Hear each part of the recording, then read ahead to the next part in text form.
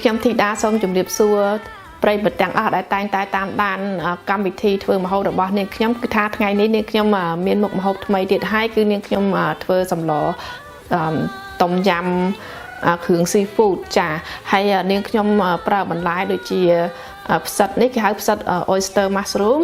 ហើយនឹងផ្សិតម្ជុលបើបងប្អូនចូលចិត្តផ្សិតអីក៏បានដែរដាក់ផ្សិតផ្សេងពីនឹងទៅក៏បានដែរប៉ុន្តែតែនាងខ្ញុំចូលចិត្តផ្សិត oyster mushroom ហើយនឹងផ្សិតម្ជុលចាហើយនឹងមាន red capsicum ហើយនឹង green cap ម្ទេសផ្លោកក្រហមនិងម្ទេសផ្លោកខៀវហើយនឹងស្នៀតពោតចាហើយនឹងនាងខ្ញុំដាក់គល់លឹកគ្រៃហើយនឹងផ្លឹកក្រូចសើចចាឥឡូវហ្នឹងគ្រឿងផ្សំវាមានដូចជាต้มយำទឹកត្រី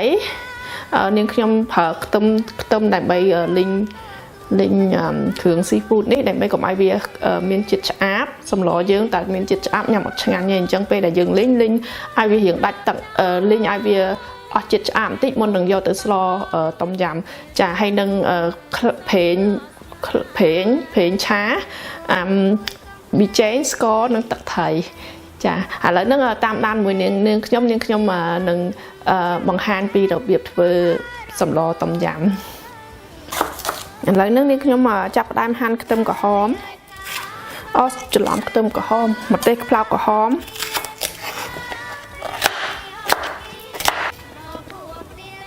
ឥឡូវនេះខ្ញុំចាប់ផ្ដើមហាន់ម្ទេសផ្លោកពណ៌ខៀវហើយ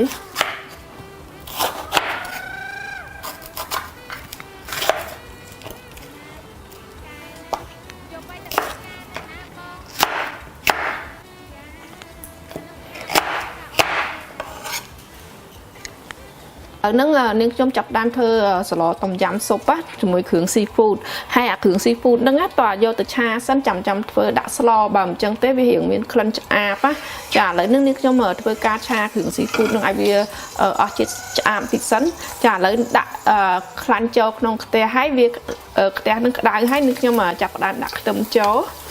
ហើយកន្លៅខ្ទឹមហ្នឹងឲ្យវាក្រហមបន្តិច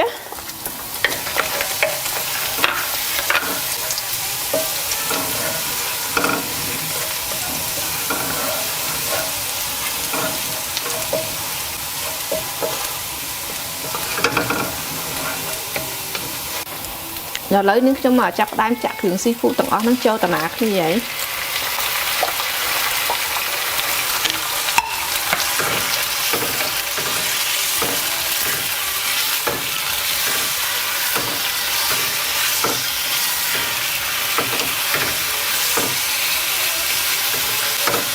ឆាវាឲ្យវារៀងស្ទាត់បន្តិចចាំនេះខ្ញុំដាក់គ្រឿងចូល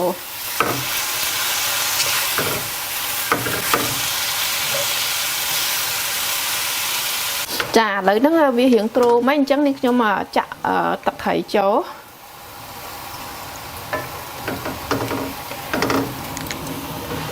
ចាចាក់ទឹកត្រីចូលហើយដាក់ប៊ីចេងបន្តិច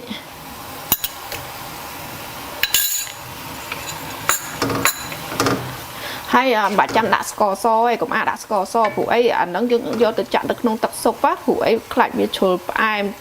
ต้มยำវាមានជាតិរៀងផ្អែមកាលណាឆាហើយដាក់ស្ករទៀតហើយต้มยำដាក់គ្រឿងต้มยำចូលខ្លាចស្លយើងហ្នឹងវា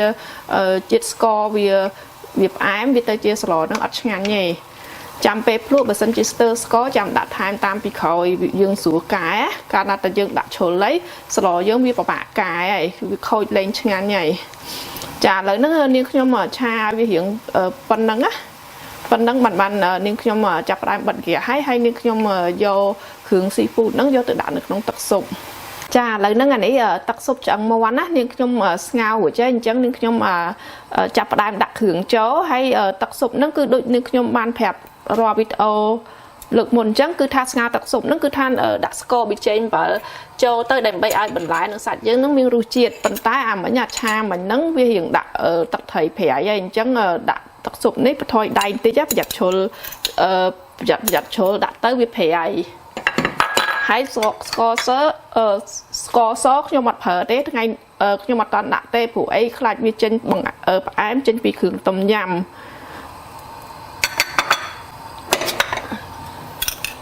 នេះអំបិល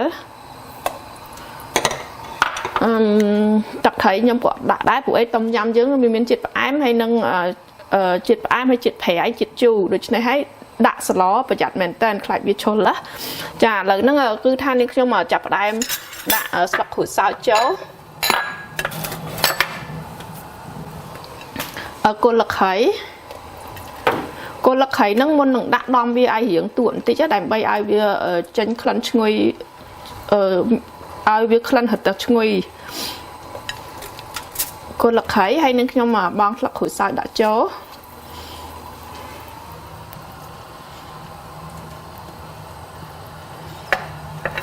lấy tắc pu hay nâng nhưng mà chặt đai đã snit bột môn kế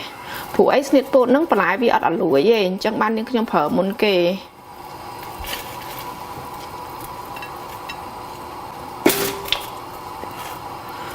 ต่อไปเนี่ยខ្ញុំដាក់ស្នៀតពោតដែរเนี่ยខ្ញុំដាក់ផ្សិត oyster mushroom បើសិនជាដាក់ផ្សិតអញ្ជើញនេះគឺเนี่ยខ្ញុំដាក់ក្រោយគេដែរព្រោះឯផ្សិតអញ្ជើញនេះដាក់ពេលតែទឹកពុះឆ្អិនហើយអានេះវាក្រឆ្អិនណាចាเนี่ยខ្ញុំមកដាក់ oyster mushroom នេះចូល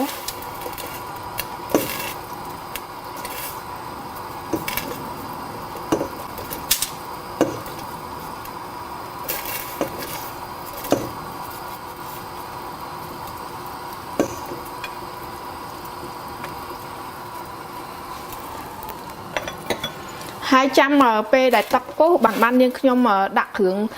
សមុទ្រចូលព្រោះអីកាលណា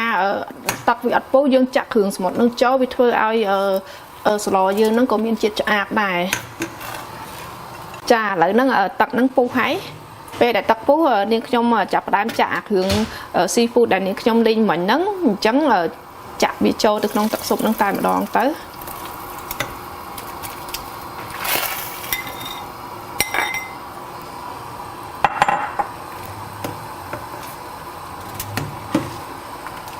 ចាពេលហ្នឹងយើងអាចចាក់ต้มយำចូលបានហើយ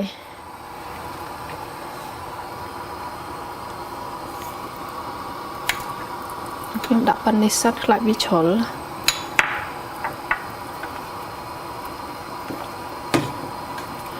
ពេលណាដែលវាពុះនាងខ្ញុំចាប់ផ្ដើមដាក់ផ្សិតម្ជុលហើយនឹងម្ទេសផ្លោកក្រហមនិងម្ទេសផ្លោកខៀវ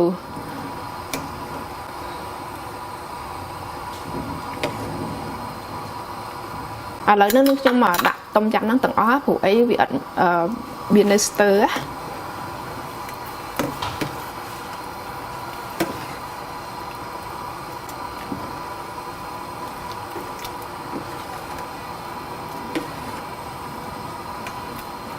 ឡូវហ្នឹងទឹកស៊ុបហ្នឹងវាពុះហើយអញ្ចឹងនេះខ្ញុំចាប់ផ្ដើមដាក់ម្ទេសផ្លោកក្រហមនិងម្ទេសផ្លោកខៀវហ្នឹងចាក់ចូលទាំងអស់តែម្ដងទៅចាហើយនឹងតបមកនេះខ្ញុំដាក់ផ្សិតម្ជុលព្រោះអីយើងអាចចាក់តាណាគ្នាបានព្រោះអីបន្លែហ្នឹងវាដាក់ផ្លែតឆ្អិនហើយ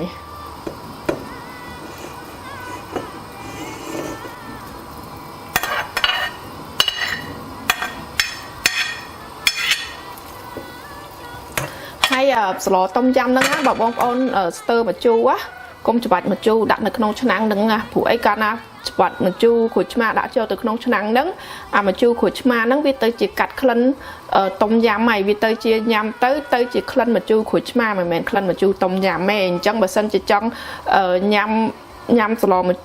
ต้มยำហ្នឹងឲ្យយើងមានរសជាតិក្លិនស្លต้มยำយើងដួសយកទៅញ៉ាំហើយបើយើងស្ទើចាំយើងច្បាច់ម្ជូរក្រូចឆ្មាដាក់ចាឥឡូវហ្នឹងសម្លហ្នឹងគឺថាស្លប៉ុណ្ណឹងគឺថាស្លប៉ុណ្ណឹងបានហើយអញ្ចឹងខ្ញុំចាប់ផ្ដើមធ្វើការភ្លក់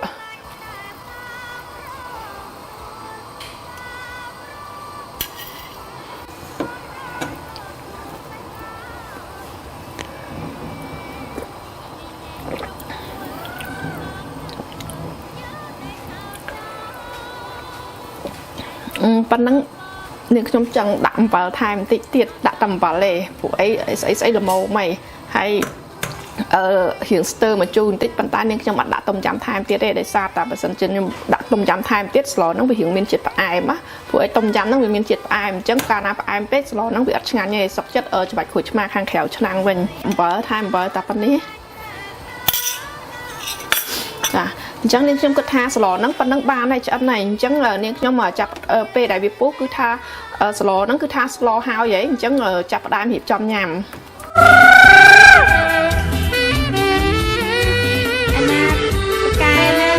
vô bay tập bát ca nữa nè bông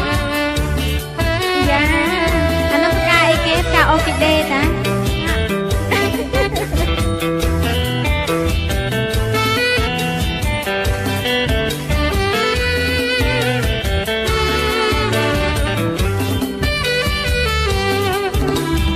cha sầm lò súp tôm yum ở trong người nâng khưởng seafood nâng cứ tha hao giấy cứ tha mêu chít ngắn hay ô con bong ôn complete cho nông channelរបស់នាងខ្ញុំ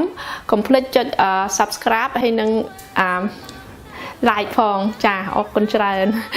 ហើយថ្ងៃនេះផងដែរគឺថានាងខ្ញុំធ្វើម្ហូបបាន3មុខគឺថាស៊ុបសឡต้มយំហើយនឹងឆាកាពិต้มយំជាមួយឆាកាពិต้มយំចាហើយនឹងធ្វើនំកងចាអរគុណច្រើនរាល់ពេលតាមដានកម្មវិធីរបស់នាងខ្ញុំហើយជួបនឹងនាងខ្ញុំអាទិត្យក្រោយនាងខ្ញុំនឹងមានមុខម្ហូបថ្មីជំរាបជូនបងប្អូនទៀតចាអរគុណច្រើនបាយ Cambodian Broadcasting Network TV Robokma